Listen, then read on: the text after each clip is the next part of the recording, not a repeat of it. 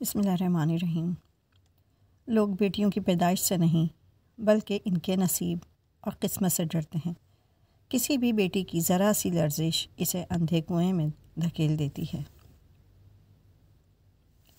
آج جو کہانی میں آپ کو سنانے جا رہی ہوں وہ آپ کو اندر تک ہلا کر رکھ دے گی۔ یہ کہانی میرے محلے کی ہے، 7 بھائیوں کی اکلوتی بہن رانی کی، جو انتہائی ناز و نام میں پلی بڑھی تھی۔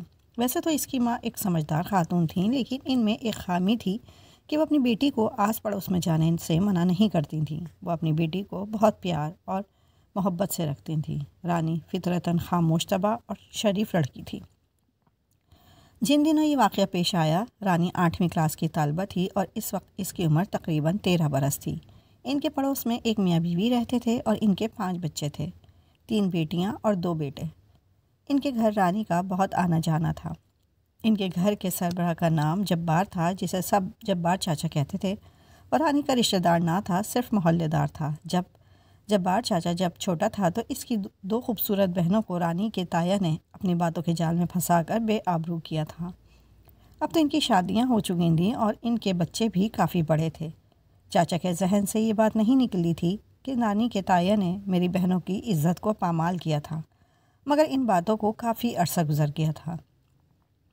محلے والے بھی بھول بھال گئے تھے۔ رانی کا چاچا جبار کے گھر بہت آنا جانا تھا۔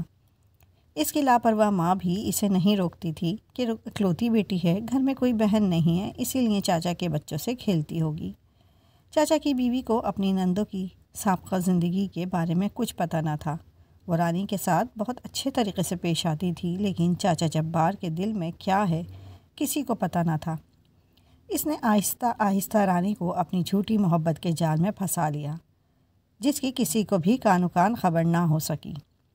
کہاں ایک کم عمر لڑکی اور کہاں 30 سال کا مرد۔ رانی کی ماں کو محلے والے بھی کہتے تھے کہ اپنی بیٹی کو ان کے گھر اتنی دیر تک نہ جانے دیا کرو، کیا خبر اس کی بیوی رخشندہ گھر میں ہوتی ہے یا میکے گئی ہوتی ہے۔ رخشندہ ایک بھولی بھالی عورت تھی، جس کو جبار جیسے یتیم لڑکے کے ساتھ بیاہ دیا گیا تھا۔ بہرحال رانی کی ماں نے اپنی بیٹی کو نہ روکا۔ وہ کھلم کھلا رخشندہ کے گھر پر پائی جاتی تھی۔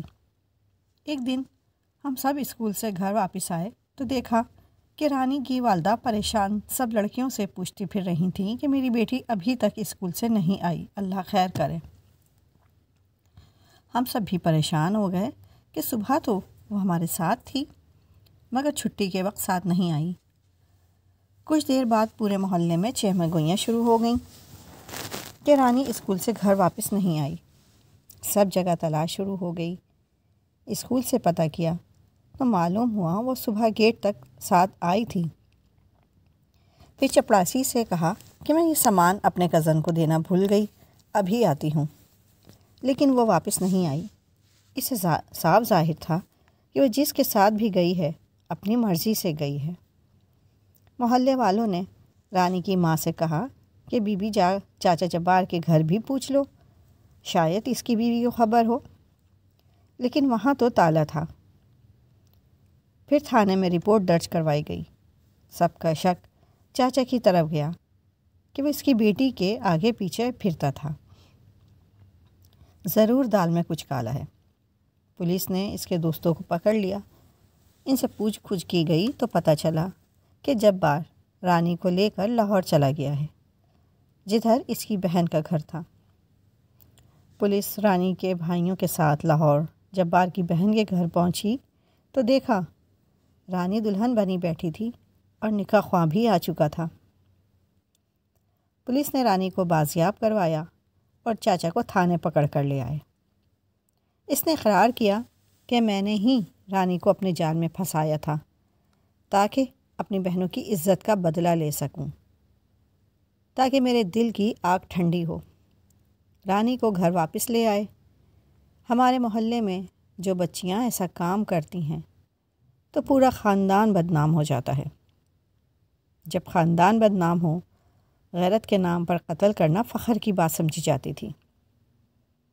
سب خاندان والے رانی کی فیملی سے نفرت کرنے لگے۔ اس کے باپ بھائی بھی شرمندہ تھے، خاص طور پر رانی کی ماں۔ اب وہ کہتی کہ ایک کاش میں اس وقت ہوش کے ناخن لے لیتی تو آج یہ دن دیکھنا نصیب نہ ہوتا۔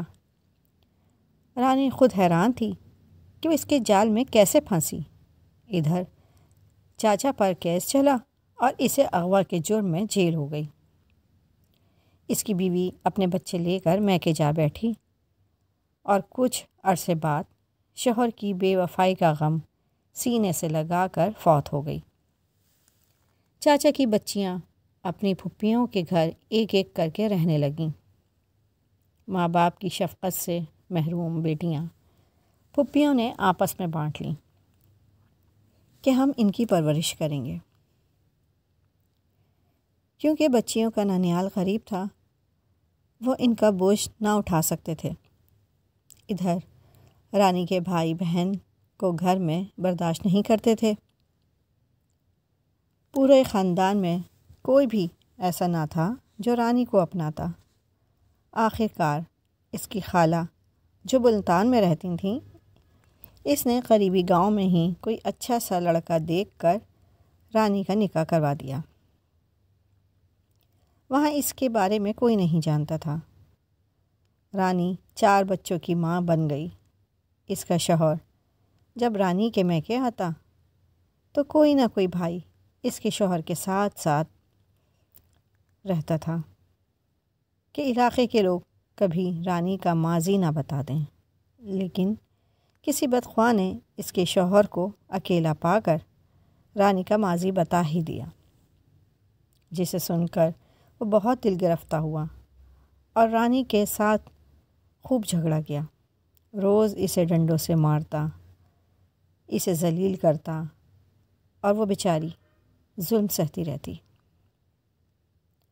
رانی کے شوہر کو کسی بدبخت نے غموں سے نجات دلانے کے بہانے نشے کی لت لگا دی اور وہ مکمل طور پر نشئی بن گیا۔ کئی دن گھر نہ آتا۔ ادھر کا بچوں کا خرچہ بھی رانی کی ماں بھی بھجواتی تھی۔ آخر کار ایک دن شوہر نے اپنی بیوی کو خوب مارا اور طلاق دے دی۔ وہ 4 بچوں کے ساتھ اپنی ماں کے گھر آ بیٹھی۔ بھابیاں اور بھائی تو اسے پہلے ہی ناپسند کرتے تھے، اب اس پر آسمان بھی ٹوٹ پڑا۔ ماں رانی اور اس کے بچوں کے ساتھ کرائے کے مکان میں رہنے لگی اور بوڑھا باپ اس کے بچوں کا خرچہ اٹھانے لگا، کیونکہ گھر پر بھابیوں کا قبضہ تھا۔ وہ کسی صورت بھی اس کو اپنے گھر میں برداشت نہیں کر سکتی تھیں۔ بوڑھا باپ اپنی زمین پر کاشت کر کے رانی اور اس کے بچوں کا خرچہ پورا کرتا تھا۔ ادھر چاچا جبار کو جیل میں ہی پولیس تشدد سے کچھ ایسی کاری ضربیں لگیں کہ کچھ عرصے بعد وہ فوت ہو گیا۔ شاید اس المیے میں زیادہ قصور رانی کی ماں کا تھا۔ اگر وہ اپنی بیٹی کو گھر پر رہنے کی تلقین کرتی، اس کو کنٹرول کرتی، تو شاید آج نہ ہی چاچا جبار کی بیٹیاں در بدر پھر رہی ہوتیں اور نہ ہی رانی کے بچے بنا باپ کے پرورش پاتے۔ دونوں گھرانے یوں برباد ہوئے کہ ان کے خاندان کی عزت تار تار ہو گئی، سب ختم ہو گیا۔ کیونکہ آگے بھی رانی کی بچیوں کا کوئی مستقبل نہیں تھا۔ کون ان کو اپنائے گا؟ سب ان پر طعنہ زنی کرتے تھے کہ اگر تمہاری ماں غلط قدم نہ اٹھاتی